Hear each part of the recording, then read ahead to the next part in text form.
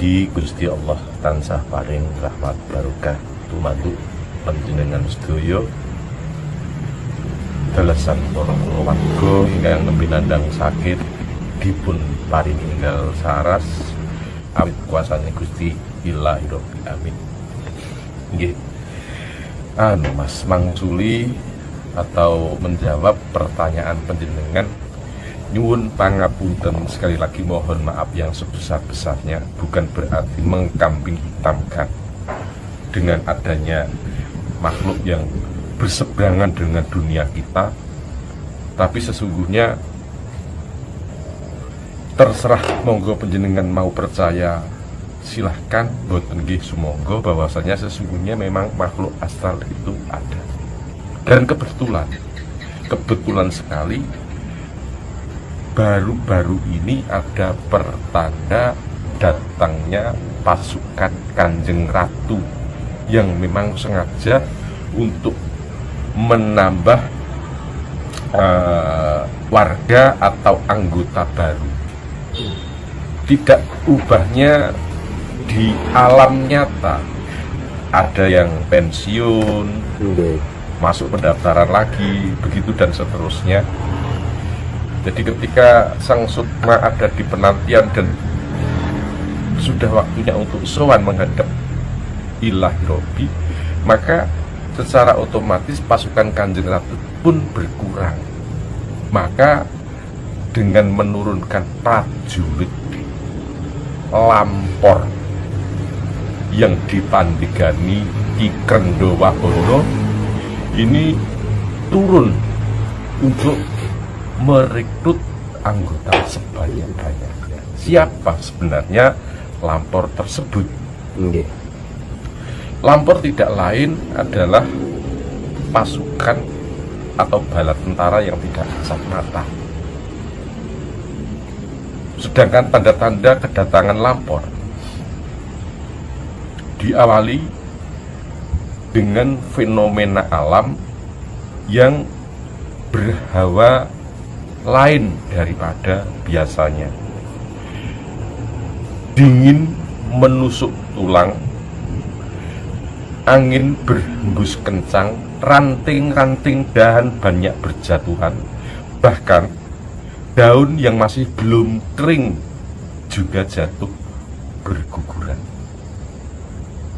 Ini yang pertama. Sedang yang kedua, adanya debu yang berterbangan.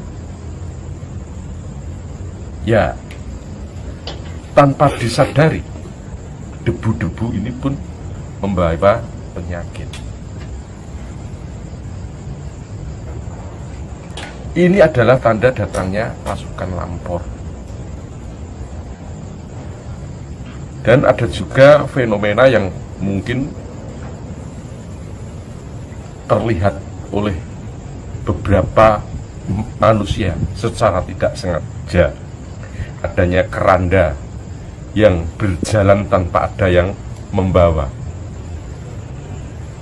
atau diistilahkan keranda terbang dan lain sebagainya. Jadi ini adalah merupakan pertanda akan banyaknya orang meninggal, dan fenomena ini nyata-nyata terjadi. Lantas siapa yang membawai Lampor ini? Adalah Krendhawahono, seorang raja penguasa alam gaib yang berada di kerajaan hutan Gegelang. Nah, di sini hutan ini bisa dikatakan gawat, angker. Letak hutan ini juga tidak kasat mata, hanya berupa bukit kecil, tandus, namun jarang jarang ditempati orang, Ini tempatnya di Watu Kelir, wilayah dekat dengan pantai selatan. Nah, hal inilah yang sekarang sedang dialami. Siapa? Lampor dan Ki Krendowahono tersebut tidak lain adalah bala tentara Kanjeng Ratu Ayu Retno Suwedo, penguasa Ratu Pantai Selatan.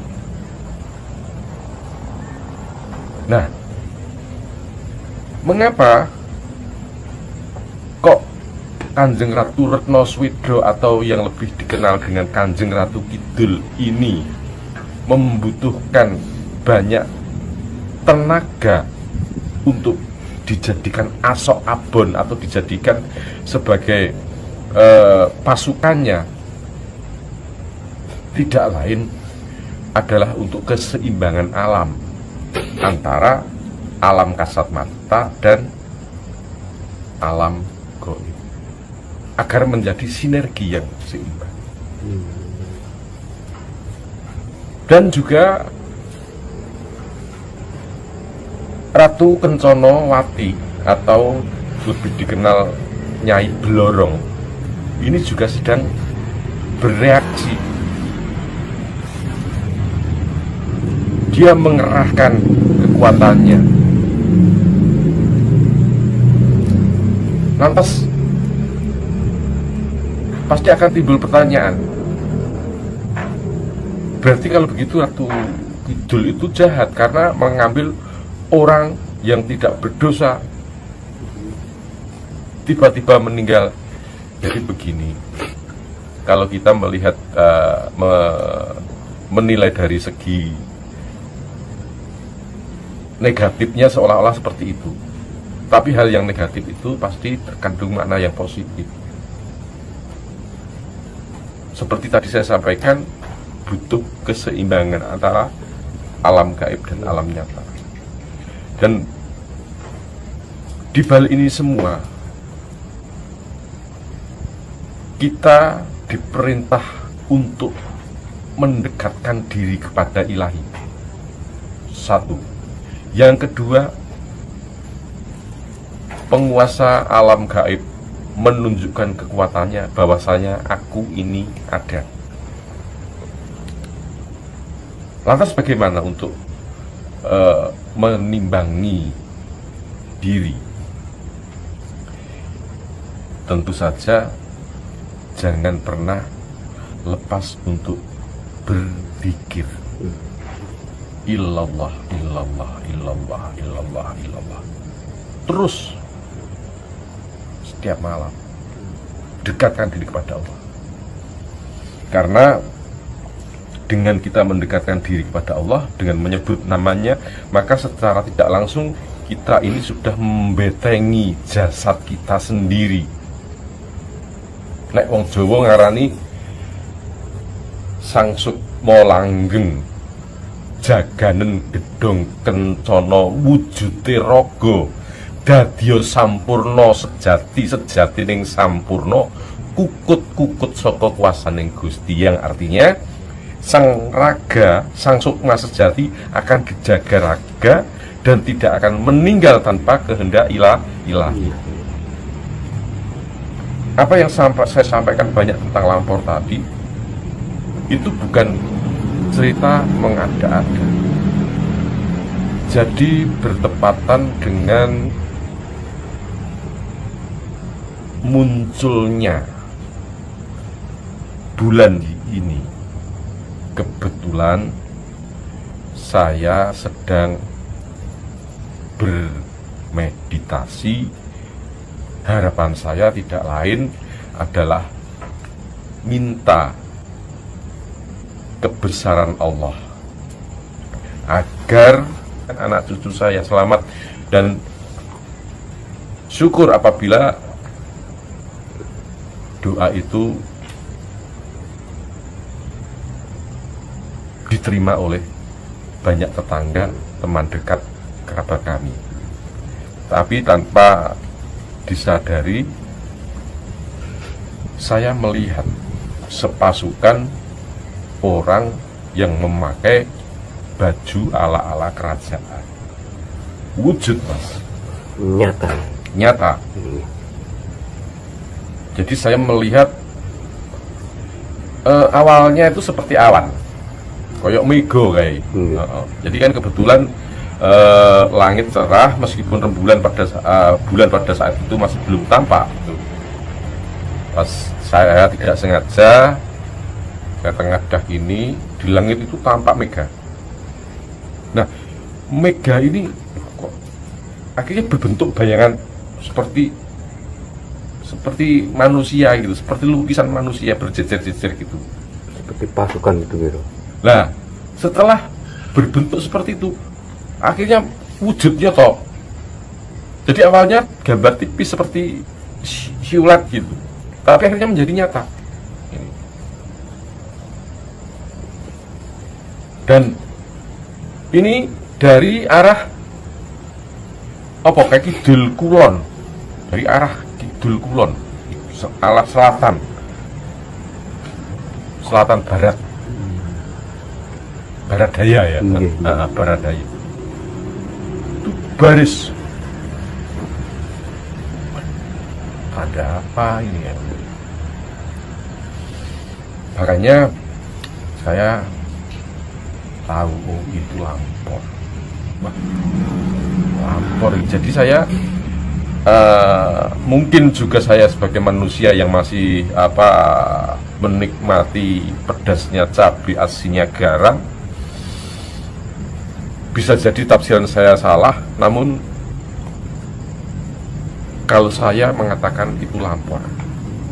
Sebentar Romo, istilah lampor itu kalau bisa dilihat dengan kasat mata itu wujudnya seperti apa, Romo? Seperti saya sampaikan tadi, wujudnya seperti manusia. Seperti manusia. Dengan berpakaian ala-ala prajurit kerajaan di era-era Pajajaran atau Singosari atau Majapahit gitu. Dengan membawa lameng atau pedang panjang, tombak, lengkap dengan perisainya. Jadi itu saya seperti melihat film. Saya bertanya, apa itu wujudnya? Apa itu sesungguhnya? Dan akhirnya dalam batin ini berbicara itu lampor. Banyak orang yang meninggal mendadak tanpa sakit. Tanpa sakit. Ya, inilah yang kita rasakan pada saat ini. Maka seharusnya dalam hal ini kita sikapi dengan arif, bijaksana sebagai manusia. Kita harus menjaga diri kita masing-masing untuk mendekatkan diri kepada Sang Khalik sesuai dengan keyakinan, sesuai dengan kepercayaan masing-masing. Jangan sampai diri kita, orang-orang terdekat kita menjadi korban kelicikan bangsa-bangsa